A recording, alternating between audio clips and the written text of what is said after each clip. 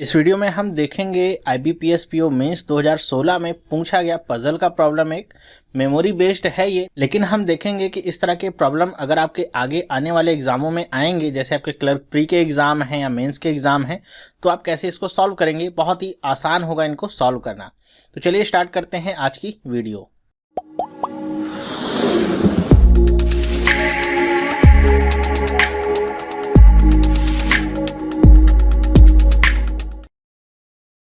Hello, मेरा नाम चंद्रहास है। स्टडी स्मार्ट में आपका स्वागत है। दोस्तों, आप सबको पता ही होगा कि IBPS PO मेंस में पजल से रिलेटेड प्रॉब्लम्स आपके आए थे। 4 क्वेश्चंस टोटल थे आपके सिटिंग अरेंजमेंट और पजल को लेकर के। 4 क्वेश्चन का मतलब क्या, 4 सेट थे, 20 नंबर के क्वेश्चंस थे। तो उसमें से ही एक क्वेश्चन यहाँ पे आपके सामने मैं लेके आ रहा हूँ, मेमोरी बेस्ड है। और ये जो क्वेश्चन है इसके लिए मैं धन्यवाद देना चाहूँगा, या हम सबको धन्यवाद देना चाहिए कि इस तरह के क्वेश्चन जो हैं आपके मेमोरी बेस्ड प्रोवाइड कराने के लिए bankersadda.com का उन्होंने सबसे पहले ये सारे मेमोरी बेस्ड क्वेश्चन आपके लिए उपलब्ध कराए हैं। तो वहीं से क्वेश्चन हमने लिया हुआ है, और इस तरह के कई सारे मेल्स भी मुझे मिले हुए हैं जो कि अलग अलग आपके क्वेश्चन इस तरह के जो पूछे गए मेमोरी बेस्ड में, तो वो मेरे पास मेल में आए हुए हैं। मैं धीरे धीरे करके सारे आपके जो क्वेश्चंस हैं उनको मैं सॉल्व करके आपको दिखा दूंगा कैसे इनको सॉल्व करना है, क्या बातें ध्यान में रखनी चाहिए। और इस क्वेश्चन का मैं लिंक भी वीडियो के नीचे दे दूंगा, तो जिनको फॉलो करना होगा आप bankersadda.com के वेबसाइट पे जाके फॉलो कर सकते हैं। वहाँ पे और सारे क्वेश्चंस भी आपको देखने को मिलेंगे। तो चलिए स्टार्ट करते हैं। अब यहाँ पे आपके सामने ये आपका पजल है। पजल भी कैसा है, यहाँ पे आपको अरेंजमेंट करना है। देखिए क्या क्या दिया गया है। मैंने पूरा क्वेश्चन नहीं लिखा हुआ है, वो जो ऊपर पूरा लिखा जाता है सारे क्वेश्चंस में, केयरफुली देखिए और आंसर करिए।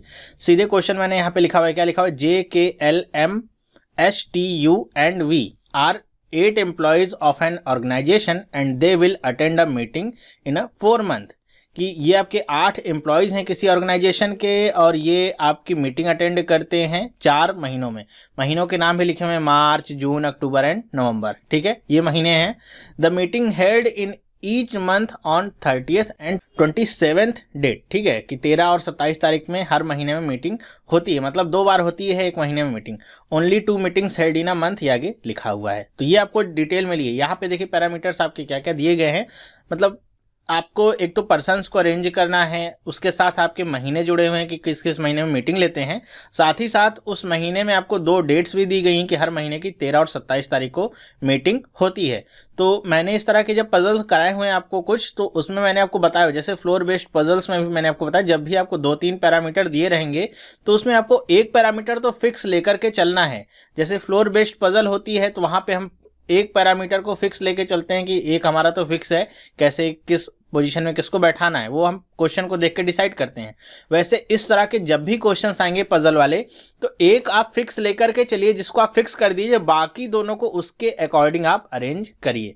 तो यहाँ पे देखिए हम किसको फिक्स कर सकते हैं, तो जाहिर सी बात है हम यहाँ पे महीनों को आराम से फिक्स कर सकते हैं, क्योंकि उनके आने का आपको पता है कि पहले मार्च आएगा, फिर जून आएगा, फिर अक्टूबर आएगा और उसके बाद फिर नवंबर आता है। तो पर्सन्स तो आपके अलग अलग हो सकते हैं, लेकिन आपके महीने तो फिक्स होंगे। ठीक है, इसको जरूरी नहीं कि यहीं से वेरीफाई करिए, आगे आप क्वेश्चन को भी पढ़ लीजिए और वहां से भी आप वेरीफाई कर सकते हैं। जैसे आप पहला लाइन यहाँ पे पढ़ी, क्या है, no person can attend the meeting after L, कि एल के बाद कोई मीटिंग अटेंड नहीं कर सकता है।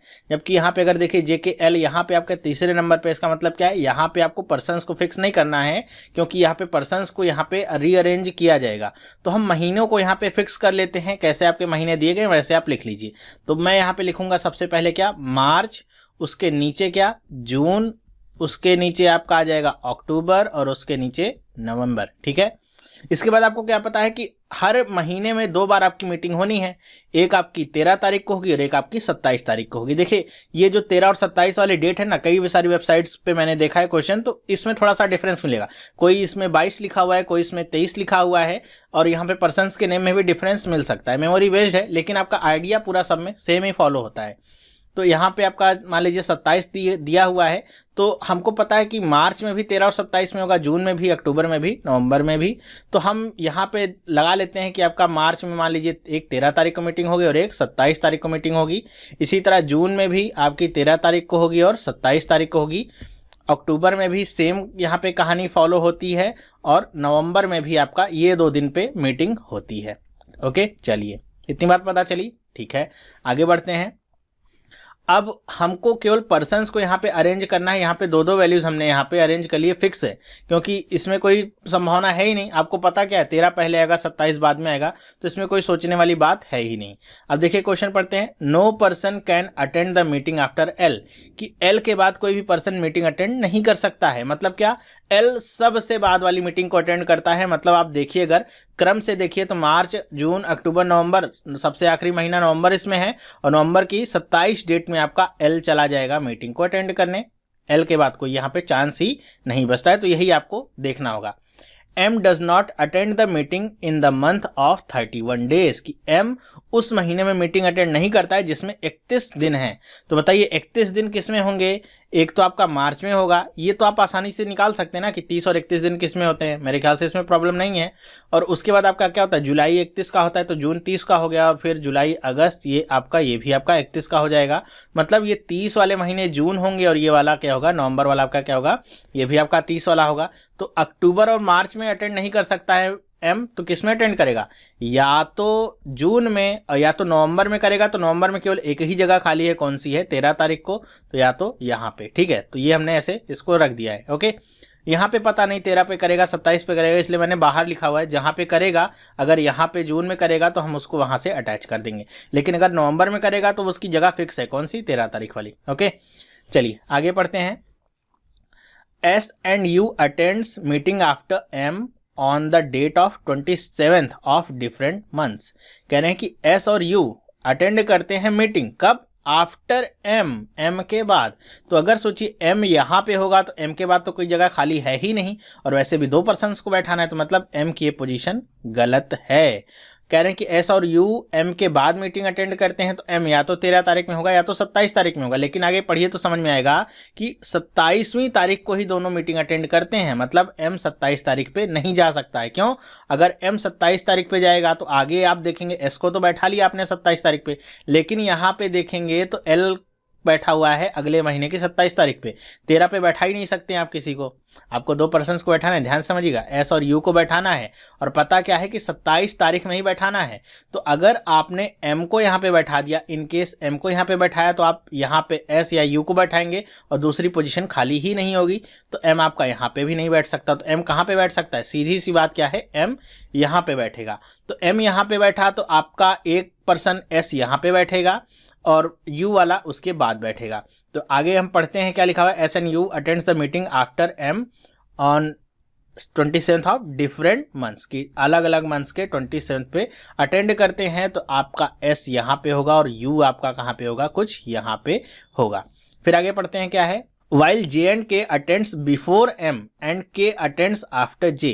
कह रहे हैं कि जे एंड के अटेंड्स बिफोर एम, जे और के एम से पहले मीटिंग अटेंड करते हैं, लेकिन क्या कह रहे हैं कि के अटेंड्स आफ्टर जे, के जे के बाद मीटिंग को अटेंड करता है इन द सेम मंथ। दोनों सेम मंथ में ही मीटिंग अटेंड। तो देखिए एम से पहले तो एक ही महीना है हमारे पास, ठीक है, मार्च वाला ही। तो अगर दोनों अटेंड करते हैं तो मार्च वाले में ही करेंगे। लेकिन यहाँ पे जो लाइन लिखी हुई है क्या, के अटेंड्स आफ्टर जे, कि के क्या है, जे के बाद करता है। तो जे कौन सी पोजीशन पे पहुंचेगा, तो जे आपका पहुंचेगा कुछ यहाँ पे, और के कहाँ पे पहुंचेगा, कुछ यहाँ पे। इस लाइन को पढ़ने के बाद अगर आपने थोड़ी सी भी अपनी रीजनिंग को डेवलप किया होगा तो आप समझ गए होंगे कि इसके पहले अगर हमने एस और यू को जो पहले ही बता दिया कि एस यहाँ पे चला गया और यू यहाँ पे चला गया, तो हमको ये तो दिया नहीं था ना कि एस पहले आ रहा है या यू पहले आ रहा है। तो हमने क्या किया, अपने मर्जी से ये काम किया है।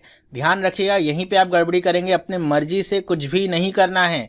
यहाँ पे भी देखिए क्या लिखा हुआ है, जे एंड के लिखा हुआ है कि नहीं लिखा हुआ है।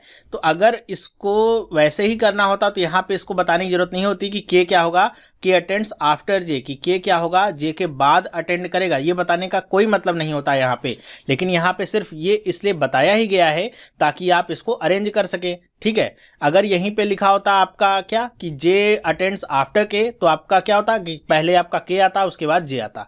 तो जब तक हमको पोजीशन नहीं स्पेसिफाई की जाएगी, अपने मन से कुछ भी नहीं करना है। तो यहाँ पे जो हमने एस और यू को लिख लिया था, ये क्या है, गलत है। यहाँ पे हमको स्लैश यू करना होगा और यहाँ पे स्लैश एस। मतलब ये तो पता है कि एस और यू इन दोनों पोजीशन पे आएंगे, लेकिन कहाँ पे एस आएगा कहाँ पे यू, ये एग्जैक्ट नहीं पता है। मेरे ख्याल से आपको समझ में आएगा। छोटा सा पॉइंट था, मैंने पहले इसको इसलिए किया था ताकि आप भी इस बात को समझ सकें कि अगर ऐसे मस्ती में करते चले गए देखते हुए समझ के कि आसान है तो यहाँ पे आप गलती कर देंगे और ये गलती आपके 1-2 नंबर तो आसानी से कटवा ही सकती है। तो इस तरह की गलतियों से आपको बचना होगा। आगे देखते हैं फिर क्या लिखा हुआ है कि V does not attend the meeting in the month in which either S attends और एल अटेंड्स। कह रहे हैं कि जो वी पर्सन है वो उस महीने में मीटिंग को अटेंड नहीं करता है जिसमें या तो एस अटेंड कर रहा हो या तो एल अटेंड कर रहा हो। अब देखिए यहाँ पे अगर हम देखते हैं क्या कि एल कौन से महीने में अटेंड कर रहा है, तो नवंबर में अटेंड कर रहा है। जी हाँ, साफ सी बात है, एल कहाँ पे है, नवंबर में है। मतलब वी आपका इस पोजीशन पे तो आ नहीं सकता। तो वी अगर इस पोजीशन पे नहीं आ सकता तो इस पोजीशन पे कौन सा आ सकता है। देखिए हमने लगभग सारे पर्सन्स को ले लिया है, जे के एम, यहाँ पे एस यू, ये यू एस आपका हो गया, एल आ गया और वी आपका यहाँ पे आ नहीं सकता है। तो पोजीशन कौन सी बची, केवल एक पर्सन की, वो क्या है, टी। तो यहाँ पे टी आ जाएगा। इतनी सी बात कन्फर्म आप रख के चलिए। अब सोचिए वी कहाँ पे आ सकता है। ठीक है, वी कहाँ पे आ सकता है, तो देखिए क्या करें, V does not attend the meeting in the month in which either S जिस महीने में हो उसमें नहीं आ सकता है। तो देखिए अगर थोड़ा सा समझिएगा कि अगर आपका एस यहाँ पे होगा, इस महीने पे होगा, ठीक है, हमारे पास केवल अब एक ही पोजीशन खाली है, कौन सी, ये वाली 13th वाली, और पोजीशन भी कौन सी खाली है, केवल एक, वी वाली। तो हमको यहाँ पे वी को तो बैठाना ही होगा, ये तो हमारी मजबूरी है कि वी यहाँ पे बैठेगा। लेकिन जब वी यहाँ पे बैठ जाएगा उसके बाद हम कंफर्म हो जाएंगे कि अगर वी यहाँ पे बैठा है तो उसमें एस नहीं बैठेगा। मतलब क्या होगा, एस की पोजीशन ऊपर वाले पे होगी और यू की पोजीशन यहाँ पे होगी। तो इस पॉइंट के बाद आप इसको काट सकते हैं, लेकिन अपने से नहीं करना है कि एस पहले और यू पहले है। ये पॉइंट यहाँ पे इसलिए दिया गया ताकि आप समझ सकें बात को, क्या कि यहाँ पे वी उस महीने में नहीं बैठ सकता है जिसमें एस बैठा हुआ है एल। तो एल यहाँ पे था तो यहाँ पे हमने टी को बैठा दिया, वी बैठ नहीं सकता है। लेकिन वी के लिए केवल एक ही पोजीशन फिर खाली बचती है, तो वी वहाँ पे बैठेगा क्योंकि वही पोजीशन खाली है। और वी अगर वहाँ पे बैठेगा तो इसका मतलब क्या है कि उसमें एस नहीं बैठ रहा है, तभी वी वहाँ पे बैठा है। मतलब क्या है, यू वहाँ पे बैठेगा और एस यहाँ पे बैठेगा। थोड़ा सा यहाँ पे आपको रिवर्स करना होगा अपनी रीजनिंग को। जैसे हम स्ट्रेट करते जाते हैं, यहाँ पे आपको थोड़ा सा रिवर्स ऑर्डर में करना होगा अपनी रीजनिंग को। तो रिवर्स में हम जाएंगे तो हमको ये इनकी करेक्ट पोजीशंस मिल जाएंगी। तो यहाँ से आप काट देंगे कि यहाँ पे अब यू नहीं आ सकता और यहाँ पे एस नहीं आ सकता, लेकिन खुद से नहीं करना था। सारे के सारे यहाँ पे पर्सन्स अरेंज हो गए। तो अगर आप एक तरीके से देखिए तो काफ़ी आसान क्वेश्चन था, मेंस में पूछा गया था। लेकिन अगर आपने ये छोटी सी गलती यहाँ पे की होती तो आप यहाँ पे लटक जाते। ठीक है, बहुत आसानी से यहाँ पे, क्योंकि एग्जाम का जैसे मैं यहाँ पे कर रहा हूँ, आप बहुत खुशी खुशी इसको देख रहे हैं, आपको भी अच्छा लग रहा होगा, आसान आसान से क्वेश्चन आए होंगे। लेकिन आप सोच नहीं सकते हैं कि अगर आप मेंस का पेपर दे रहे होते और सेम क्वेश्चन आया होता तो आपके दिमाग पे कितना प्रेशर होता है इस क्वेश्चन को सही करने का। बहुत ही ज़्यादा प्रेशर होता है। जिसने मेंस लिखा होगा पहले या इस बार भी, उन सबको पता होगा कि मेंस का जो प्रेशर होता है कितना ज़्यादा होता है। तो यहाँ पे अगर आप एग्जाम में करेंगे तो आपको धड़ाधड़ी एकदम आता जाएगा, ऐसा जरूरी नहीं है। बस इस बात का ध्यान रखिएगा कि आपको अपने मन से कुछ भी अज्यूम नहीं करना है कि एस पहले या यू पहले, कुछ भी दिया हो। यहाँ पे जे और के नहीं दिया होता तो हम जे और के को ऐसे नहीं लिखते कि पहले जे को लिख देते फिर के को, फिर यहाँ पे आपको स्लैश करके लिखना होता है, स्लैश जे और यहाँ पे स्लैश जे। ठीक है, स्लैश के स्लैश जे हम लिखते तभी हमारा सही होता। लेकिन यहाँ पे दे दिया गया है पोजीशन तो ये हम नहीं लिखे हैं। इतनी सी छोटी सी बात थी। अब इसी पे आधारित आपके क्वेश्चंस होंगे जो आपको आंसर करने होंगे। 4-5 क्वेश्चंस हैं। अब अगर अरेंजमेंट आपका सही है तो क्वेश्चंस को आप बहुत आसानी से सॉल्व कर सकते हैं। तो चलिए अब देख लेते हैं क्वेश्चंस को। यहाँ पे जो कुछ फालतू था वो मैं डिलीट कर देता हूँ, आपके सामने साफ साफ यहाँ पे चित्र लिखता हूँ जो क्वेश्चन को सॉल्व करने में आपकी मदद करेंगे। चलिए पहला क्वेश्चन देखते हैं क्या है। How many people attends meeting between S and L. देखिए यहाँ पे आपको एस और एल के बीच में कितने लोग हैं ये पूछा गया। अगर यहाँ पे एस की पोजीशन करेक्ट आपको नहीं पता होती फिर इस क्वेश्चन को आप आंसर नहीं कर सकते थे। इसीलिए इंपॉर्टेंट है छोटी छोटी बातों का ध्यान रखना। तो एस और एल के बीच में कितने लोग हैं, देखिए वी, यू और टी, 3 लोग हैं। तो ऑप्शन देखिए कौन सा है, थर्ड वाला सही करिए। चलिए दूसरा क्वेश्चन देखते हैं क्या है। 4 of the following follow a same pattern, find one which does not follow. कि कह रहे हैं कि 4 तो सेम पैटर्न फॉलो कर रहे हैं, वो ढूंढिए जो सेम पैटर्न को फॉलो नहीं कर रहा है। तो हमको ऑड वन आउट निकालना है। तो जे है मार्च में, जे को मार्च में दिखाया तो जे देखिए आपका क्या है, मार्च में ही है। ठीक है, एस क्या है 13, तो एस तो हमको पता है 27 पे था, बहुत सारी बहस हुई थी इस पे, तो याद भी हो गया होगा। तो ये आपका है तो गलत, लेकिन हम देखते हैं कि पैटर्न कौन सा फॉलो हो रहा है। ध्यान रखिएगा, जब भी पैटर्न की बात आएगी तो ऐसे मत सोचिएगा S13 दिया गया तो यही गलत है तो टिक करके आगे बढ़िए। हो सकता है यहाँ पे एक सही और एक गलत का ही पैटर्न बन रहा हो, क्या कह सकते हैं, तो आगे तक चेक करना पड़ेगा इसको। फिर क्या है, U आपका अक्टूबर में है तो देखते हैं U आपका अक्टूबर में है, सही बात है। फिर U 27 पे है तो U आपका 27 पे है, ये भी आपका क्या है, सही है। T नवंबर में है तो T नवंबर में है। इसका मतलब क्या है, सबकी पोजीशन और मंथ जो भी दिए गए हैं सारे सेम हैं या सही हैं, S का ही केवल गलत है, तो यही आपका सही ऑप्शन होगा। लेकिन ये आपका सही ऑप्शन हुआ सब कुछ चेक करने के बाद। ओके, आगे बढ़ते हैं। हु अटेंड्स मीटिंग इन नवंबर, नवंबर में किसने मीटिंग अटेंड की है, तो देखिए T और L ने, कौन सा ऑप्शन है, TL, पहला ऑप्शन सही है, टिक किया, आगे बढ़े। फिर देखते हैं who attends meeting immediately after M, M के तुरंत बाद किसने मीटिंग को अटेंड किया है, तो देखिए किसने अटेंड किया है, तो M के तुरंत बाद मीटिंग को अटेंड किया है S ने, B वाला ऑप्शन आपका क्या होगा, सही होगा। तो अब देखिए क्वेश्चन को आंसर करना है इज वेरी इजी, ठीक है, लेकिन जो आपका पैटर्न है ये आपका बनाना थोड़ा सा डिफिकल्ट होता है। तो अगर पजल में इस तरह के क्वेश्चन आते हैं आगे भी, तो सबसे पहली बात क्या ध्यान में रखनी है, इस बात को देखिएगा कि आपको यहाँ पे एक या दो कोई भी वैल्यूज़ आपको या जो भी पैरामीटर्स हैं उनको आपको फिक्स करना ही होगा।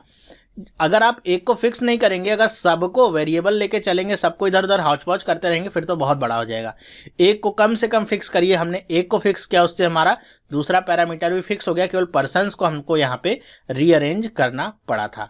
दूसरी बात क्या, अपने से कुछ भी अज्यूम नहीं करना है। क्वेश्चन में लिखा गया है S and U, M and S कुछ भी, तो उसको उसकी लिखावट के अनुसार पोजीशन नहीं देनी है, ठीक है। तो अपने से अज्यूम नहीं करना है। अगर क्वेश्चन में आगे हिंट मिलता है या आप देखते हैं लॉजिकल वे में कुछ आपका निकल के आता है तब तो सही होगा, लेकिन खुद से अज्यूम करिए, ये आपके लिए क्या होगा, गलत बात होगी, ठीक है।